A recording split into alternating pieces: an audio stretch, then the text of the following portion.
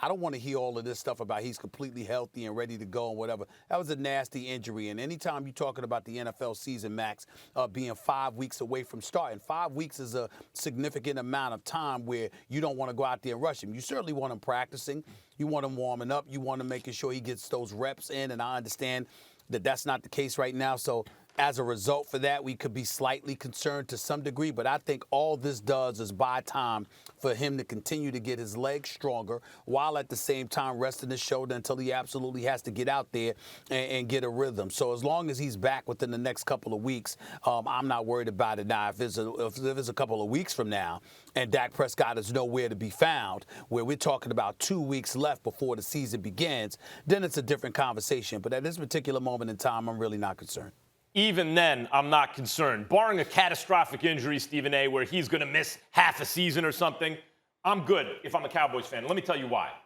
Let's say this is an 8-week situation. They're not letting on. Aikman's right. It's a 2-month situation. Let's say he's going to miss the first 2 weeks of the season. He can practice by then a little bit, but he can't play in an NFL game first 2 weeks of the season. What does that really mean?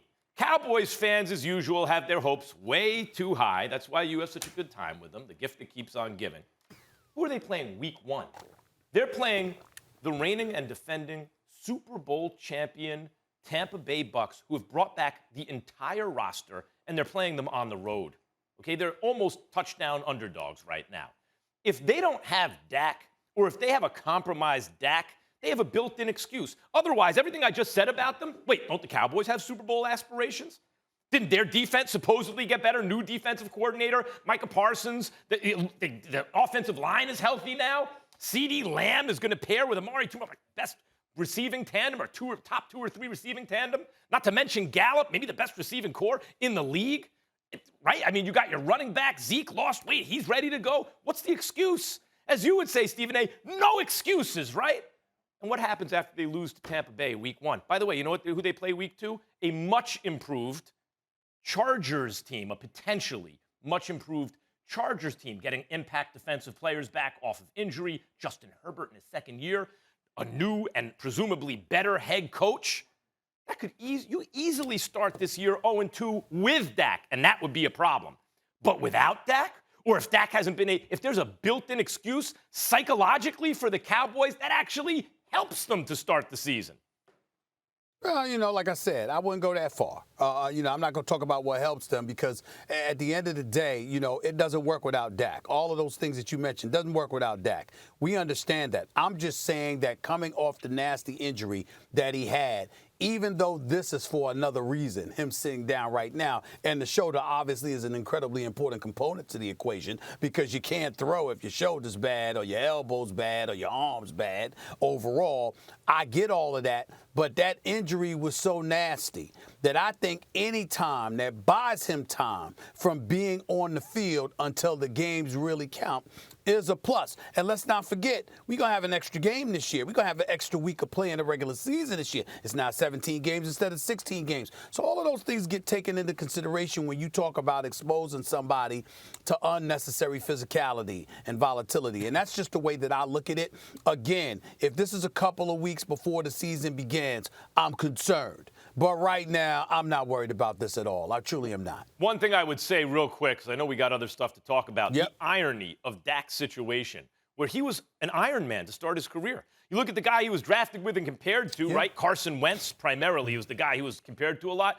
Always missing time, this and that. Dak started 16 games, season after season after season. Why won't they pay me? Didn't pay him. Finally got paid, missed the rest of the season almost immediately, right? Played a few games, wound up with an injury. It's not like now I got my money or anything. It's just the timing of it, and now may still be physically compromised. Keep in mind, Max, he got paid after the injury. He went on the field last year and got injured before he got paid.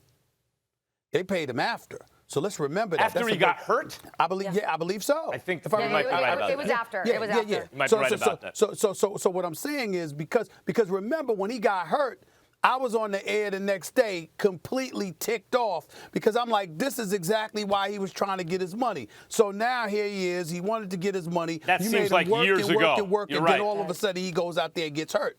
But to Dallas's credit, even though they had to wait until the 11th hour, 59 and a half minutes, they ended up paying him anyway. That's right. And did that turn out to be a good or bad decision? Like, no. We'll see. Find out. So, Stephen A., all this being said, do do you think Dak is the quarterback under the most pressure this season? Hell yeah.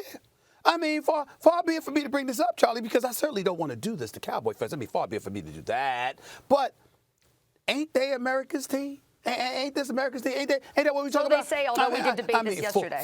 Forbes got them being up, the top of the heap. They making billions of dollars. They're the $1 billion. They playing the $1 billion playpen known as Jerry World. They got the star in the helmet. Certainly the cheerleaders. Can't forget those. Okay, and then you got all of that stuff going on. And what happens?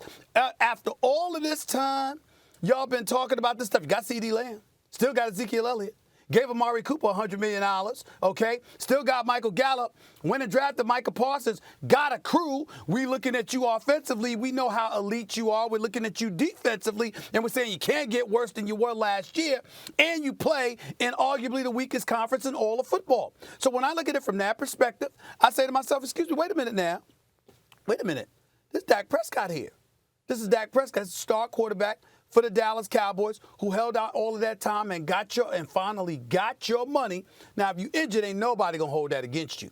But if you're healthy and you on that football field and you don't play up to snuff, we gonna have some problems. There's no question. And with the spotlight that is put on the Dallas Cowboys, them being the star franchise that they are, there is no way around that fact. There is nobody with a bigger spotlight on them than Dak Prescott.